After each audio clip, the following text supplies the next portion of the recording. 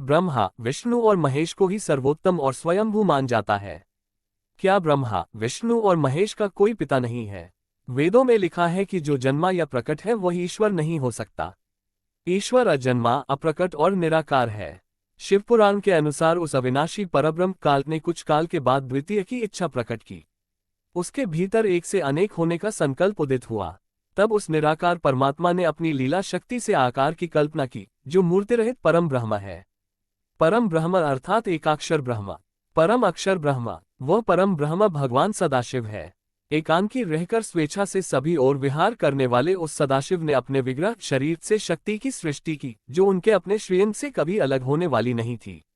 सदाशिव की उस पराशक्ति को प्रधान प्रकृति, गुणवती माया, बुद्धि तत्व की जननी तथा विकारहित बताया गया है। वह शक्ति अंबिका, पार्वती या सती नहीं कही गई है। उसको प्रकृति, सर्वेश्वरी, त्रिदेव जननी, ब्रह्मा, विष्णु और महेश की माता, नित्या और मूल कारण भी कहते हैं। सदाशिव द्वारा प्रकट की गई उस शक्ति की 8 भुजाएं हैं। पराशक्ति जगत जननी वह देवी नाना प्रकार की गतियों से संपन्न है और अनेक प्रकार के अस्त्र शक्ति धारण करती है।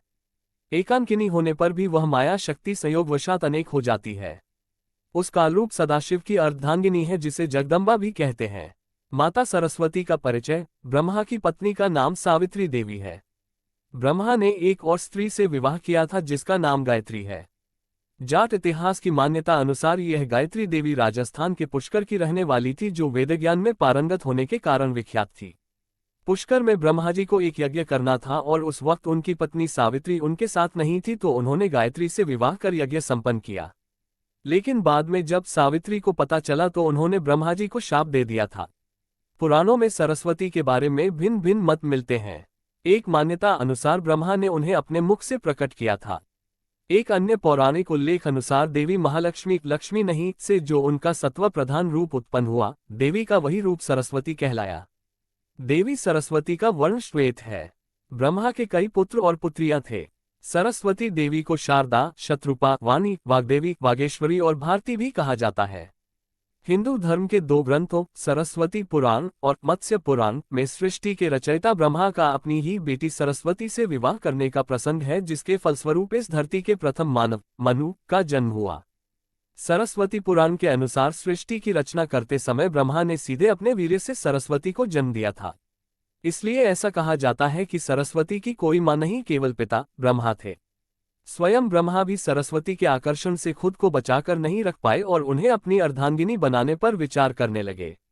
सरस्वती ने अपने पिता की इस मनोभावना को भांपकर उनसे बचने के लिए चारों दिशाओं में छिपने का प्रयत्न किया, लेकिन उनका हर प्रयत्न बेकार साबित हुआ। इसलिए विवश होकर उन्हें अपने पिता के साथ विवाह करना पड़ा।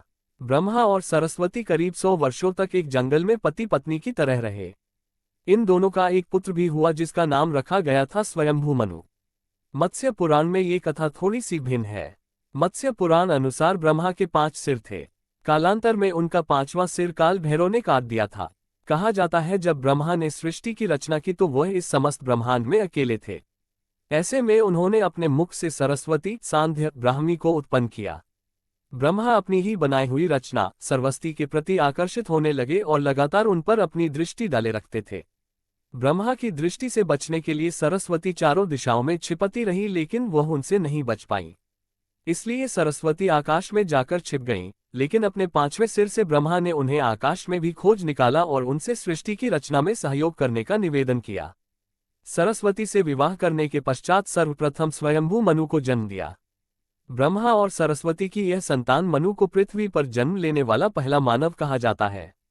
सृष्टि के प्रारंभिक काल में भगवान विष्णु की आज्ञा से ब्रह्मा जी ने मनुष्य योनि की रचना की, परंतु वह अपनी सर्जना से संतुष्ट नहीं थे। तब उन्होंने विष्णु जी से आज्ञा लेकर अपने कमंडल से जल को पृथ्वी पर छिड़क दिया, जिससे पृथ्वी पर कंपन होने लगा और एक अद्भुत शक्ति के रूप में चतुर्भुजी सुंदर स्त्री प्रकट हुई, जिनके एक हाथ में वीणा एवं दूसरा हाथ वर मुद्रा में था।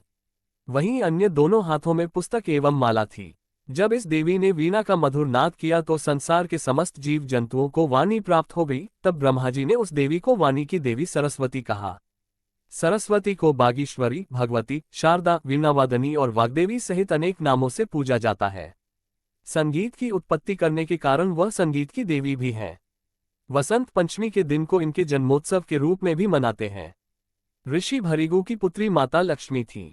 उनकी माता का नाम ख्याति था। समुद्र मंथन के बाद क्षीरसागर से जो लक्ष्मी उत्पन्न हुई थी उसका इनसे कोई संबंध नहीं। हालांकि उन महालक्ष्मी ने स्वयं ही विष्णु को वर लिया था। महर्षि भृगु विष्णु के श्वसुर और शिव के साव थे। महर्षि भृगु को भी सप्तर्षियों में स्थान मिला है। राजा दक्ष के भाई भृगु ऋषि थे। इसका मतलब राजा दक्ष की भतीजी थी। माता लक्ष्मी के दो भाई दाता और विधाता थे। भगवान शिव की पहली पत्नी माता सती उनकी लक्ष्मी जी की सौतेली बहन थी। सती राजा दक्ष की पुत्री थी। माता लक्ष्मी के 18 पुत्रों में से प्रमुख 4 पुत्रों के नाम हैं आनंद, कर्दम, श्री, चिकलित। माता लक्ष्मी को दक्षिण भारत में श्रीदेवी कहा जाता है। जब लक्ष्मी जी बड़ी हुई तो वह भगवान नारायण के गुण प्रभाव का वर्णन सुनकर उनमें ही अनुरक्त हो गई और उनको पाने के लिए तपस्या करने लगी, उसी तरह जिस तरह पार्वती जी ने शिव को पाने के लिए तपस्या की थी। वे समुद्र तट पर घोर तपस्या करने लगी। तदनंतर लक्ष्मी जी की इच्छानुसार भगवान विष्णु ने उन्हें पत्नी रूप में स्वीकार किया। एक बार लक्ष्मी जी के लिए स्वयंवर का आयोजन हुआ।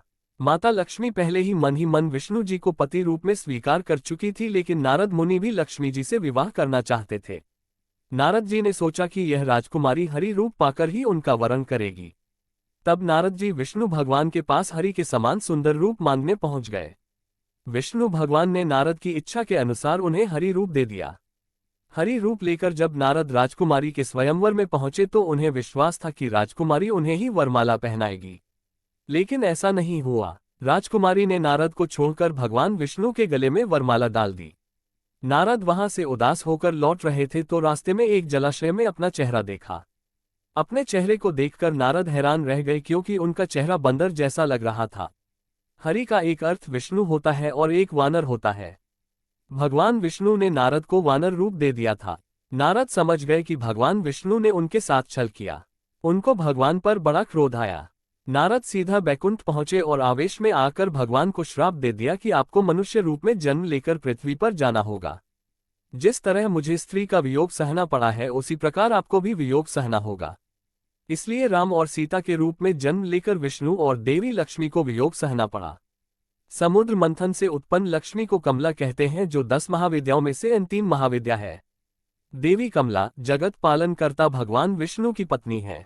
देवताओं तथा दानवों ने मिलकर अधिक संपन्न होने हेतु समुद्र का मंथन किया। समुद्र मंथन से 18 रत्न प्राप्त हुए, जिनमें देवी लक्ष्मी भी थी, जिन्हें भगवान विष्णु को प्रदान किया गया तथा उन्होंने देवी का पानी ग्रहण किया।